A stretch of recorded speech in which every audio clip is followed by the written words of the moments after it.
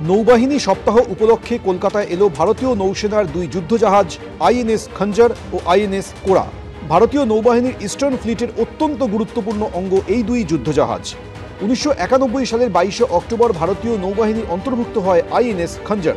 পোশাকি নাম grey Ferrari, motto better than the best. INS Kora ভারতীয় নৌসেনার অন্তর্ভুক্ত হয় 1998 সালের 10 আগস্ট। গোর্খাদের তলোয়ার কোরার নামে নামকরণ হয় এই যুদ্ধজাহাজে। গার্ডেন রিচ শিপইয়ার্ডে তৈরি এই দুই যুদ্ধজাহাজ সারা বছর ভারতীয় জলসীমা পাহারার দায়িত্বে মোতায়েন থাকে বঙ্গোপসাগরে। এর গতিবিধি সুদূর দক্ষিণ চীন সাগর পর্যন্ত। করভেট গোত্রের এই দুই যুদ্ধজাহাজ ক্ষেপণাস্ত্রবাহী, রয়েছে অ্যান্টি এয়ারক্রাফট গান। আত্মনির্ভর ভারত প্রকল্পের মাধ্যমে ক্ষিপ্র গতিতে আঘাত করার যাবতীয় পরিকাঠামো যুক্ত করা হয়েছে এই দুই যুদ্ধজাহাজে। এই মুহূর্তে আমরা রয়েছি আইএনএস কোরাতে। আমার দুদিকে এই যে সুবিশাল এই কন্টেনারের মতো যে জিনিস দেখতে পাচ্ছেন, এটা আসলে মিসাইল। শত্রুপক্ষের দিকে তাক করা মিসাইল, একটা দুটো নয়, পরপর 16টি মিসাইল শত্রুর দিকে তাক করা রয়েছে। অর্থাৎ যে কোনো রকম আপৎকালীন পরিস্থিতিতে মিসাইল লঞ্চ একেবারে সরাসরি এই করভেট গোত্রের যে যুদ্ধজাহাজ তার থেকে করা সম্ভব। Two ships, INS Khanjar and INS Kora from the Indian Navy, Eastern Naval Command and the Eastern Fleet, Kolkata पहुंचे हैं कल शाम को. We'll be here for next 3 days and the ship will be open to visitors. Now coming to the role of the ships, both the ships are guided missile corvettes. Khanjar is a guided missile corvette of the Kukri class, while Kora is the first of the Kora class. রবিবার পর্যন্ত খিদিরপুর ডকের 11 নম্বর বার্থে এই দুটি যুদ্ধজাহাজ থাকবে।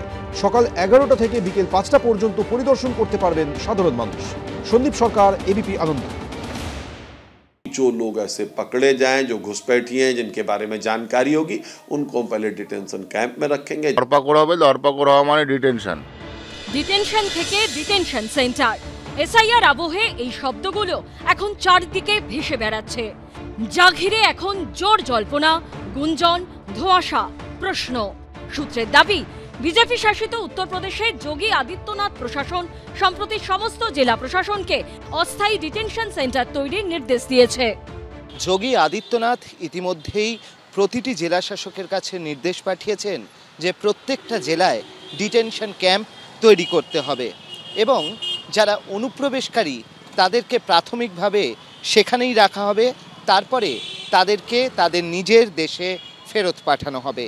जो लोग लगातार घुसपैठिए हैं, यहाँ की डेमोग्राफी को खराब करने का काम करते हैं, ऐसे सब लोगों को आदरणीय मुख्यमंत्री योगी आदित्यनाथ जी ने चिन्हित करके ऐसे सब लोगों को प्रदेश से बाहर करने का निर्देश दिया है।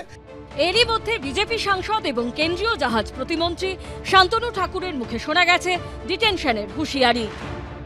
বাংলাদেশি মুসলমান রোহিঙ্গারা তো ফিরে যেতেই হবে। ধরপাকড় হওয়া মানে ডিটেনশন, একদম সোজা। মুখ্যমন্ত্রী বাঁচাতে পারবে? মুখ্যমন্ত্রীর ক্ষমতা আছে? অসমে এনআরসির সময় ডিটেনশন ক্যাম্প, হিন্দু, মুসলমান, ভারতীয়, বাংলাদেশি এসব নিয়ে বহু আলোচনা হয়েছে। এনআরসির সঙ্গে জড়িয়েছিল নাগরিকত্বের বিষয়টি। এখন অবশ্য পশ্চিমবঙ্গ, উত্তরপ্রদেশ সহ 12টি রাজ্যে চলছে এসআইআর, যার সঙ্গে আপাত দৃষ্টিতে এনআরসির কোনো সম্পর্ক নেই। তবে এরই মধ্যে উত্তরপ্রদেশে অস্থায়ী ডিটেনশন সেন্টার তৈরির তোড়জোড় ঘিরে রাজনৈতিক মহলে চর্চা তুঙ্গে। অর্ণব মুখোপাধ্যায় ও সমীরণ পালের রিপোর্ট, এবিপি আনন্দ। এবিপি আনন্দ, এগিয়ে থাকে, এগিয়ে রাখে।